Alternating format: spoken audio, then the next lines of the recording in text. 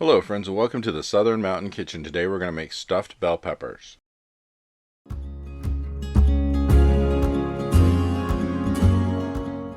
So what you see on my counter is pretty much all you're going to need to make these. They're not hard to make, it's a little time consuming. However, this is really an easy process and you get something really great out of it. This is definitely old school food, but it has a point to it. It tastes really good, and this is kind of impressive when you serve it because you actually have put a lot of effort into making something look good. So these are going to be really straightforward to do, and we're going to start out with 6 bell peppers. Now what you need to do is cut the top off as evenly as possible, or at least, not butcher it, and go ahead and cut it around, because sometimes when I cut these things I will butcher the top of that thing.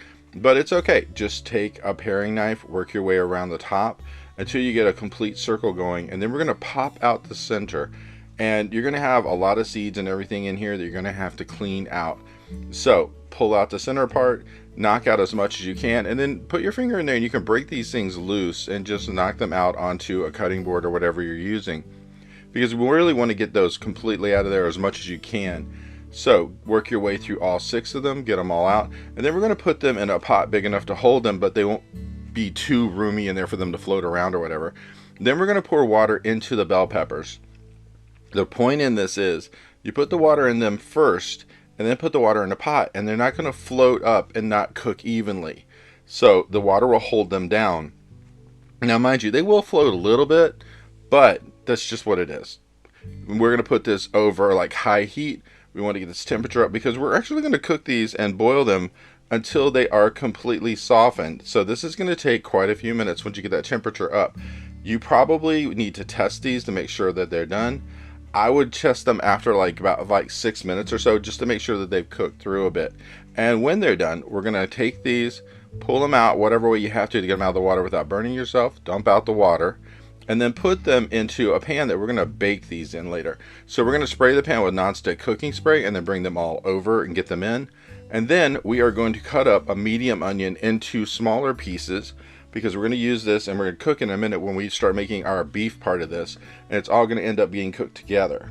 So go ahead and cut that up as small as you can, and make sure that you don't have any really huge hunks of onion in this.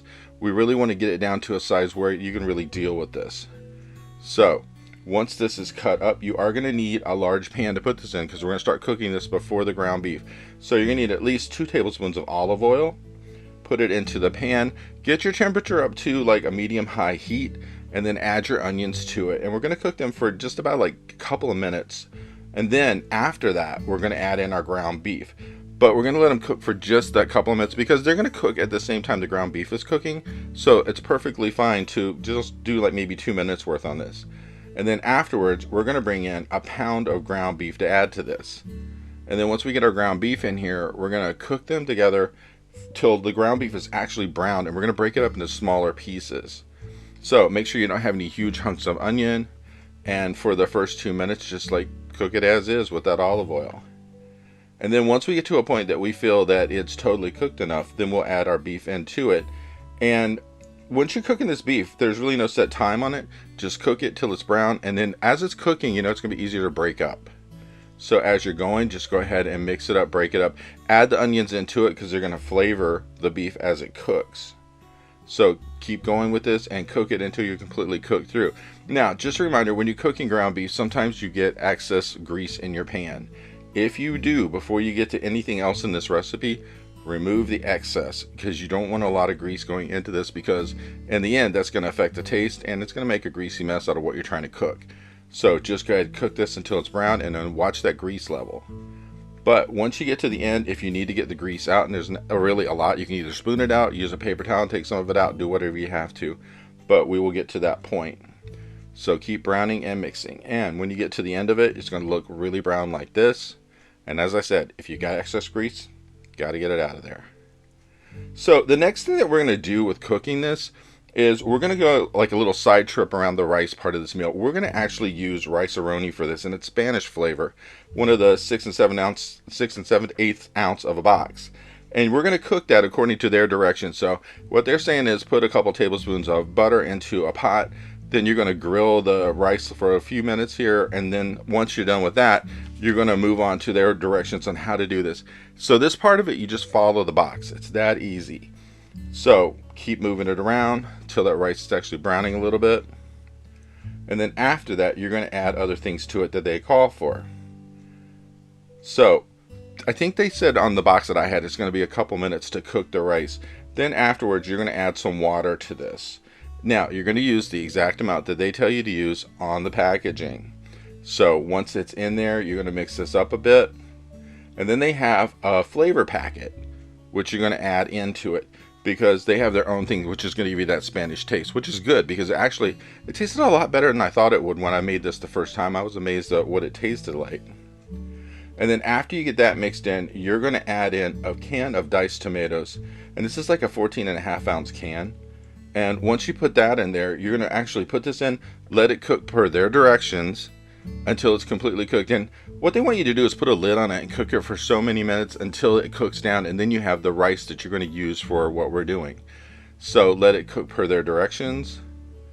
And what they want you to do, I think basically, is just to put a lid on it, let it cook for, 15 minutes or whatever they say to cook it, and then just let it go. But as I said, use their directions. So go ahead and just give this a little mix to make sure everything is combined together really well here at the end. So now that this is done and everything is ready for this, we're actually going to take this rice and we're going to add it to the beef and onions in our skillet. So pour the whole thing in there and we're going to get it really mixed up. And then while this is here, we're actually going to have this on the heat for just a couple of minutes. So everything kind of like marries together and kind of has this all flavor going through all of it. Because we want that Spanish flavor to go into the ground beef and the onions as well. And once we've done this for, 2-3 minutes or so, we're going to take this and we're going to fill our bell peppers with it. And just you stuff in there as much as you possibly can, because there's actually quite a lot here. And you can stuff a lot in these peppers. So just fill them up as much as you can. Make sure you get all of it in there. And once you get one filled up, you just move on to the next until we get them all completely topped off. Now, when you're putting these into this pan, getting ready to cook this, you want to make sure they're all standing upright so they're not going to fall over as we're moving these around. But you do need to preheat your oven to 350 degrees because this will be in there for at least 35 minutes. So make sure that you get this all done. And then we are going to take some tomato sauce, one of the 16-ounce cans, and add 1 teaspoon of sugar to it. And what we're going to do is just mix this up. It's going to kind of be like a sweet tomato sauce, almost like a marinara. And then we're going to take this and pour it around the bell peppers in the container that we're cooking in. So just go ahead and pour it in, but don't pour it over top. We want it underneath, because you're going to use some of this sauce when you go to serve this, because when you put it on a plate, just put a couple of spoons or so of this, however much you want, or if you like a lot, several spoons, and then set the bell peppers on top. And that way on the plate it looks really nice. But anyway, once you get this completely in there, you're about ready to cook, as long as you're at 350 degrees. So before they go in the oven, they need a tent. So we're going to put some aluminum foil over top, so that way they don't scorch or get too burnt or anything around the edges. And then we're going to put it into the oven. Now, mind you, these are going to cook for 35 minutes. Then when they come back from the oven, we're going to add cheese on top of them. And here mine are back from the oven. So what you need is about a cup of cheese. And it doesn't really matter what kind you're using. You use cheddar, you could use mozzarella, you use whatever you really want to use on this. Any kind of flavor you really like, you could use. You could use American cheese if you want. Just go ahead and make sure that you have some shredded, put it over top of it. And then this is going to go back into the oven for about 5 minutes to melt the cheese. So that way everything on top of this is melted and it's actually working its way into the top of the bell pepper.